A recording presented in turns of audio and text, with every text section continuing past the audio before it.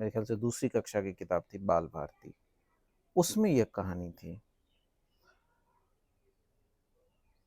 मेरे ख्याल से शायद मेरी पहली कहानी थी ये, क्योंकि उससे पहले जो किताब मुझे याद आता है बाल भारती से पहले, वो किताब मनोहर पोथी होती थी पहले।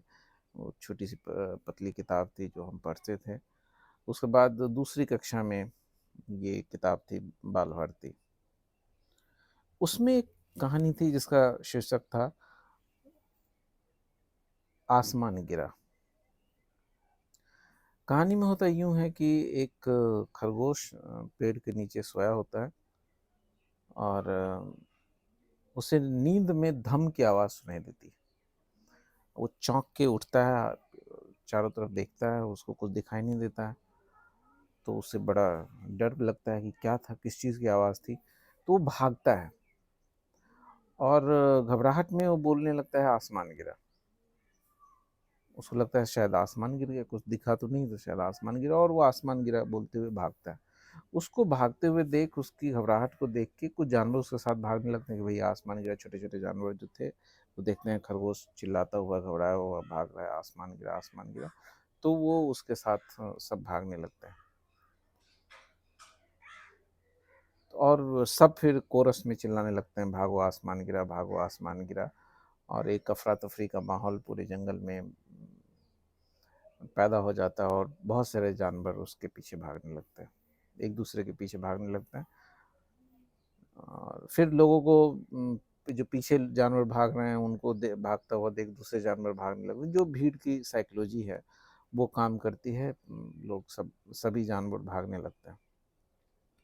जब वो सब जानवर बेहताशा भाग रहे थे तो रास्ते में एक शेर सोया हुआ था। उस शेर की आंख खुली, उसने देखा सारे जानवर भाग रहे हैं और चिल्ला रहे हैं आसमान गिरा, भागो आसमान गिरा, भागो आसमान गिरा। तो शेर ने रोका सभी जानवरों को, उसमें हाथी भी शामिल था और दूसरे जानवर थे, बंदर थे, घोड़े थे, जिराफ था, सब तरह के जानवर जो जंगल में थे वो सब थे। उसने रोका और बोला कि भाई भाई बताओ क्या हुआ, तुम लोग क्यों भाग रहे हो, ये क्या बात हुई, आसमान गिरा, आसमान कहाँ गिरा। तो सबने कहा कि आप भी भागिए, आसमान गिरा, आसमान गिरा। तो शेर ने बोला पहले बताओ तो कहाँ गिरा आसमान, और कहाँ भागे जा रहे हो, आसमान कोई ऐसी चीज थोड़े है कि तुम गिर जाए आसमान और तुम भाग जाओगे। तो सब एक दूसरे का मुंह देखने लगे। शेर ने पूछा कि बताओ कहाँ गिरा, किसने देखा आसमान को गिरते हुए।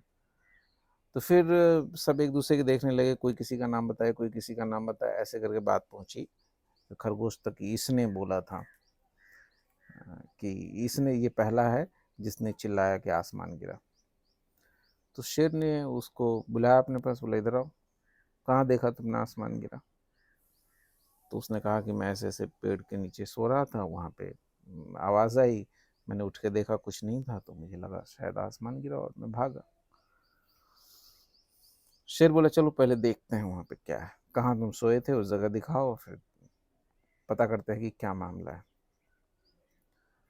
तो शेर कुछ जानवरों को लेकर के उस पेड़ के पास गया जहाँ खरगोश सो रहा था। वहाँ पे देखा तो वो आम का पेड़ था, कुछ उसको दिखा नहीं ऐसा। लेकिन तभी फिर अचानक से धम की आवाज़ आई। आवाज़ आई तो सबने चौंक करके देखा, तो देखा कि एक आम ऊपर से गिरा था। तो शेर ने पूछा कि क्या यही आवाज़ थी जो तुमने सुना था नींद में। बोला हाँ, यही आवाज़ थी और इसी को सुन के मैं भागा था। तो वो आम गिरा था जिसको खरगोश ने नहीं देखा, वो झाड़ियों में छिप गया होगा, घास में छिप गया होगा कहीं, और उसको लगा कि पता नहीं क्या गिरा और घबराहट में भागा, और उसको जो भी समझ में आया उसने आसमान गिरा, आसमान गिरा और चिल्लाने लगा। बच्चों की किताब में एक कहानी है, पता नहीं क्यों है, क्योंकि मेरी अपनी समझ ये कहती है कि ये कहानी बहुत ही महत्वपूर्ण है। पता पता नहीं कहाँ से आई है, कौन इसके लेखक हैं। मेरी दृष्टि में निश्चित ये कहानी या तो बुद्धिज़्म से आई होगी या सूफी परंपरा से आई होगी, क्योंकि कहानी को अगर हम समझने की कोशिश करें तो हम पाएंगे कि ये कहानी तो बड़ों की किताब में होनी चाहिए। बच्चों के लिए ठीक है, लेकिन बच्चों से ज़्यादा ये कहानी बड़ों के लिए महत्वपूर्ण है। और आज के समय में ये कहानी और भी ज़्यादा महत्वपूर्ण है। आज अगर आप देखें तो हर आदमी किसी न किसी चीज़ से भाग रहा है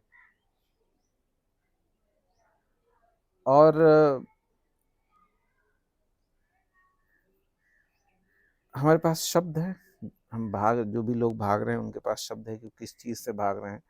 कोई कहेगा कि मैं डिप्रेशन से भाग रहा हूँ, कोई कहेगा मैं अकेलेपन से भाग रहा हूँ, कोई कहेगा मैं डर से भाग रहा हूँ, कोई कहेगा मैं एंग्जाइटी से भाग रहा हूँ, कोई कहेगा मैं स्ट्रेस से भाग रहा हूँ। कुछ न कुछ शब्द हैं सबके पास।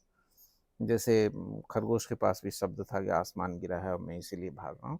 ऐसे हमारे पास भी शब्द हैं, बहुत सारे शब्द हैं और यही कारण है कि इतने लोग भाग रहे हैं किसी चीज़ से और इस भागने का फ़ायदा जो है वो बिजनेसमैन उठा रहे हैं।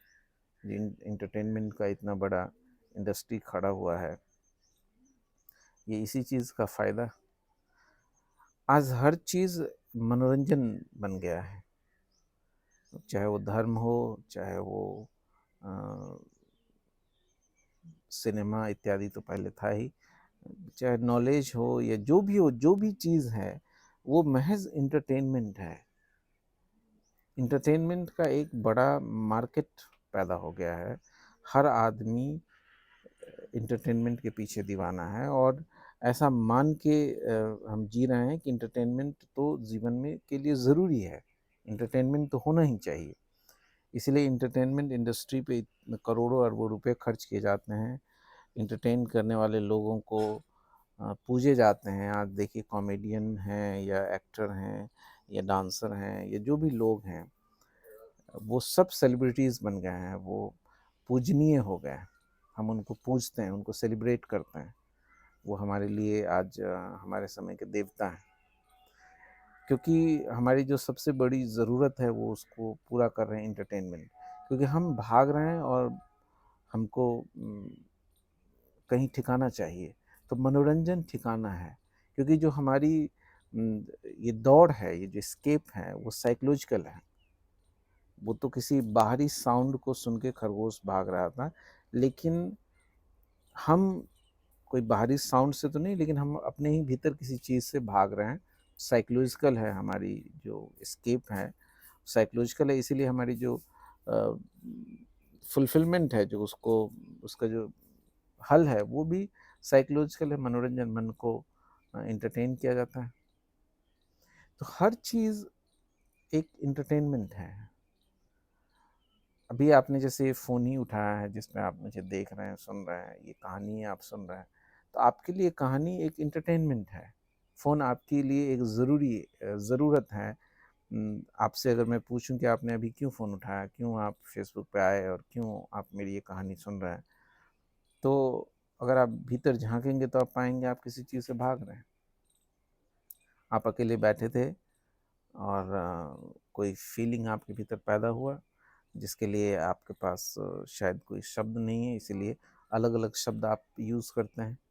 घबराहट में कभी आप उसको आसमान बोलते हैं, कभी डिप्रेशन बोलते हैं, कभी एंग्जाइटी बोलते हैं, कभी स्ट्रेस बोलते हैं। अलग अलग शब्द आप उसको देते हैं और उससे आपको बचना है, उससे आपको भागना है। तो वो जो चीज़ है जो आपको समझ में नहीं आता है कि क्या है, उससे बचने के लिए आप भाग रहे हैं।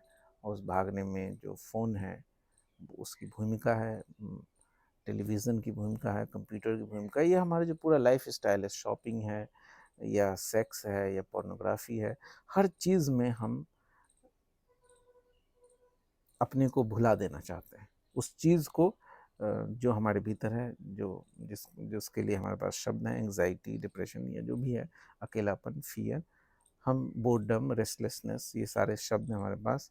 हम उससे छुटकारा पाना चाहते हैं और हमारे पास उसका जो हल है वो एंटरटेनमेंट है। कहानी कहती है कि लौट के देखो कि क्या है जिससे तुम भाग रहे हो। बाद में जो लोग भाग रहे थे वो ध्वनि से भी नहीं भाग रहे थे। खरगोश ने तो कुछ सुना था जिससे वो भाग रहा था, उसको नहीं दिखा था। लेकिन बाद में लोग सिर्फ शब्द से भाग रहे थे कि आसमान गिरा।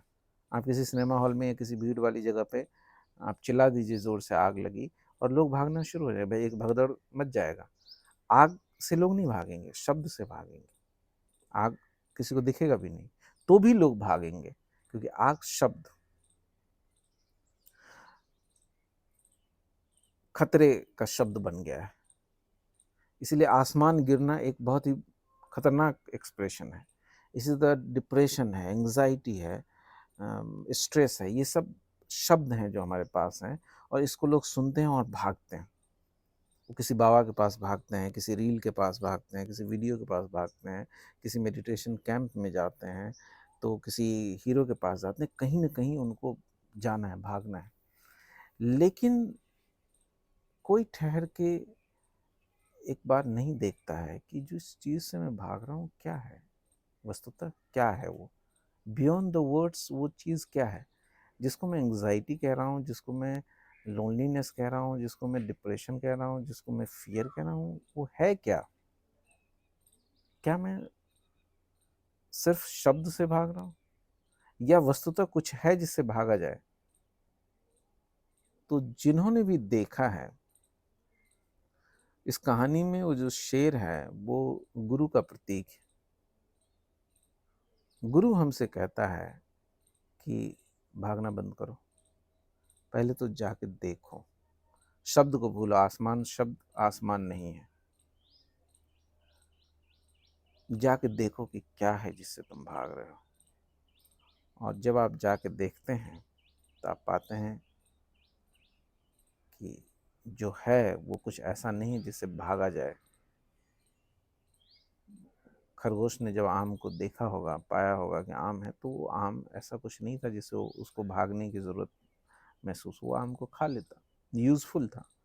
तो आप अपने भीतर की जिन चीज़ों से भागते हैं, एक बार उसको ठीक से देखें तो कि वो क्या है जिससे आप भाग रहे हैं। अगली बार जब आप फ़ोन उठाते हैं तो अपने आप से पूछें कि आप क्यों फ़ोन उठा रहे हैं, क्या इसकी क्या ज़रूरत, क्या उपयोगिता है, किस लिए। तो आप पाएंगे कि भीतर कोई फीलिंग है, कोई चीज़ है, कोई सेंसेशन है, जिसको आपने नाम दे रखा है, एंग्जाइटी, डिप्रेशन, लोनलीनेस, फियर, जो भी है आपने नाम दे रखा है। उसकी वजह से, उससे बचने के लिए आप फ़ोन उठाते हैं, या आप टीवी का रिमोट उठाते हैं, या किसी से मिलने जाते हैं, या आप शॉपिंग करते हैं, या आप पॉर्न देखते हैं, या आप हज़ार चीज़ें करते हैं। वो जो नाम आपने दे रखा है वो नाम बहुत बड़ा है। आसमान बहुत बड़ा नाम, आम बहुत छोटा है। तो एक बार अगर आप ठहर के देखें कि है क्या बियॉन्ड द फीलिंग, बुद्ध कहते हैं जिसको कि थोड़ा रुको, ठहरो और देखो, यही पस्सी को आओ और देखो। और जिन्होंने भी देखा उनका अनुभव है कि मनोरंजन की ज़रूरत नहीं है। ये जो दुनिया हमने खड़ी की है, ये झूठे नीड की दुनिया है। एक झूठी नीड हमारे भीतर पैदा हो गई है, उसको पूरा करने के लिए हमने ये पागल दुनिया बनाई है। ये जो हज़ारों लाखों चीज़ों की प्रोडक्शन हो रही हैं, नई नई चीज़ें रोज़ मार्केट में आ रही हैं, फ़ोन में नई चीज़ें आ रही हैं, गाड़ी नई आ रही हैं, नया सॉफ्टवेयर, नया हार्डवेयर, नई टेक्नोलॉजी, नए ढंग के घर, नया फर्नीचर, ये जो हज़ार हज़ार नई चीज़ें आ रही हैं, इसकी कोई ज़रूरत नहीं है। कुछ है नहीं सच में जिससे आप भाग रहे हैं, कुछ भागने जैसा है नहीं। आप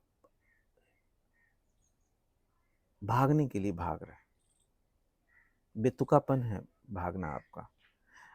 सिर्फ थोड़ी हिम्मत जुटानी है और एक बार ठीक से देखना है कि क्या है जिससे आप भाग रहे हैं, और आप पाएंगे कि आप एक बार भी अगर आप देख लेते हैं तो आप सदा सदा के लिए मुक्त हो जाते हैं।